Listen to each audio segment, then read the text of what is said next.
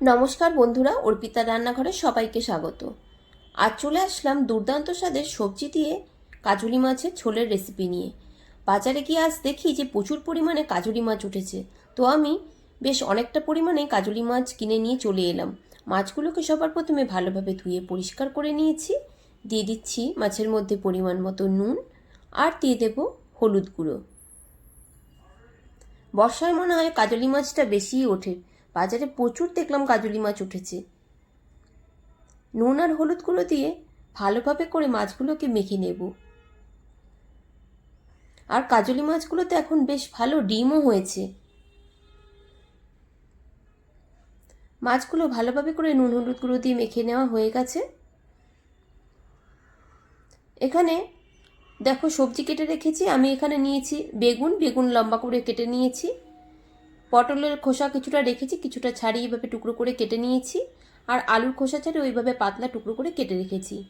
Tomato টুকরো করে কেটে নিয়েছি, আর দুটো মিডিয়াম সাইজের পেঁয়াজও কুচি করে কেটে নিয়েছি।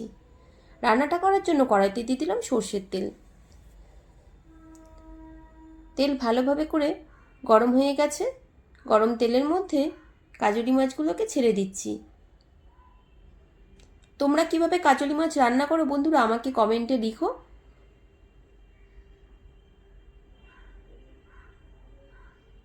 সবগুলো মাছকে একসাথে ভাজবো না, কয়েকটা করে মাছ দিয়ে ভেজে নেব, না হলে গায়ে গায়ে লেগে যেতে পারে আর মাছগুলো তাতেও ভেঙেও যেতে পারে। একটা দিক ভাজা হয়ে গেলে উল্টে নিলাম। এভাবে উল্টে পাল্টে সবগুলো কাজলি মাছকে ভেজে তুলে নেব। এরপর এই তেলের মধ্যেই মনে হলো আরেকটু তেল লাগবে, যেহেতু সবজির পরিমাণটা বেশি দিয়েছি তাই একটু তেল দিলাম। আর কিছুটা কালো জিরে ফোড়ন দিয়ে দিলাম। দিয়ে দিচ্ছি পেঁয়াজ কুচি। দিয়ে দিলাম লম্বা টুকরো করে কেটে নেওয়া আলুগুলো। দিয়ে দিচ্ছি পটলগুলো, আর এখানেই দিয়ে দিলাম বেগুনগুলো। দিয়ে দিলাম পরিমাণ মতো নুন। এভাবে সবজি দিয়ে কাজলি মাছ রান্না করলে খেতে অসাধারণ লাগে। নেড়েচেড়ে হালকা সবজিগুলো ভেজে নেব। খুব বেশিক্ষণ কিন্তু আবার ভাজার দরকার নেই, ওই 3-4 মিনিট একটু ভেজে নিলেই হবে।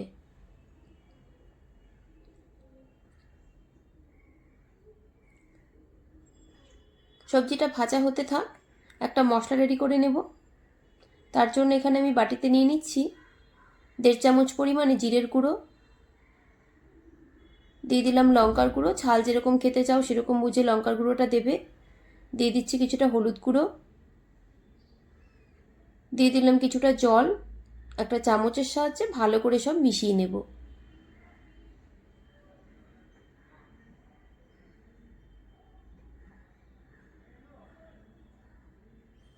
সবজিগুলো এখানে হালকা ভাজা হয়ে গেছে, আবার একটু নেড়ে নিলাম।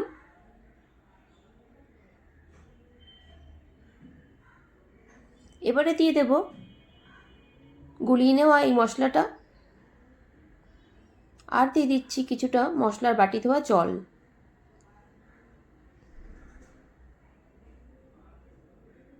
দিয়ে দিলাম আদা বাটা, আদার সাথে একটু কাঁচা লঙ্কা দিয়ে বেটে নিয়েছিলাম 1.5 চামচ মতন দিলাম। আর দিয়ে দিলাম টুকরো করে কেটে নেওয়া টমেটো।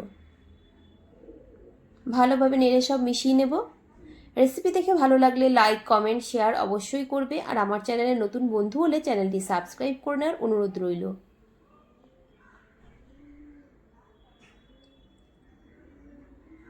এভাবে মাছের ঝোল রান্না করলে খেতেও যেমন স্বাদ হয় তেমনই সবজিটাও খাওয়া হয়ে যায়। এরপর গ্যাসের ফ্লেম লো টু মিডিয়ামে করে কিছুক্ষণ ঢাকা দিয়ে রাখবো সবজিগুলো সেদ্ধ হওয়ার জন্য।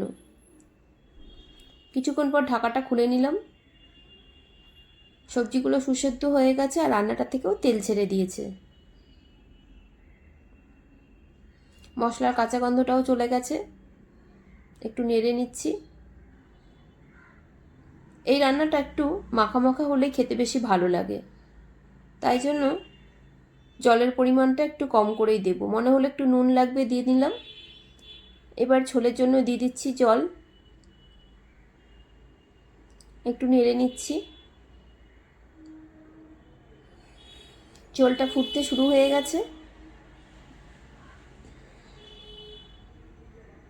এবারে দিয়ে দেব ভেজে নেওয়া কাজলি মাছগুলো। কাজলি মাছ কিন্তু প্রচণ্ড নরম হয়, তাই জন্য ওপর থেকে মাছগুলোকে হালকাভাবে করে দিয়ে দিলাম। খুন্তি দিয়ে মাছগুলোকে সাইড দিয়ে আস্তে আস্তে একটু ঝোলের মধ্যে ডুবিয়ে দেব। বেশি নাড়াচাড়া করলে না মাছগুলো ভেঙে যেতে পারে। এবার একটা হাতা নিয়েছি, হাতাটা দিয়ে কিছুটা করে ঝোল ওপর থেকে দিয়ে দিচ্ছি, কেননা খুন্তি দিয়ে বেশি নাড়াচাড়া করলে মাছগুলো ভেঙে যাবে, গোটা না থাকলে দেখতে ভালো লাগে না। এভাবে করে হাতা দিয়ে ওপর থেকে ঝোল দিয়ে দিলে মাছগুলোও যেমন ঝোলের মধ্যে সুসেদ্ধ হয়ে যাবে, তেমনই মাছগুলো বেশ গোটা গোটাও থাকবে। ফুটিয়ে নিয়েছি। এরপর সবশেষে দিয়ে দিচ্ছি কিছুটা ধনেপাতা কুচি। ধনেপাতা কুচি দিলে পরে খেতে আরও বেশি ভালো লাগে। তোমরা চাইলে এখানে একটু চেরা কাঁচা লঙ্কাও দিতে পারো। এরপর গ্যাসের ফ্লেম অফ করে কিছুক্ষণ স্ট্যান্ডিং টাইমে রেখে দিয়েছিলাম।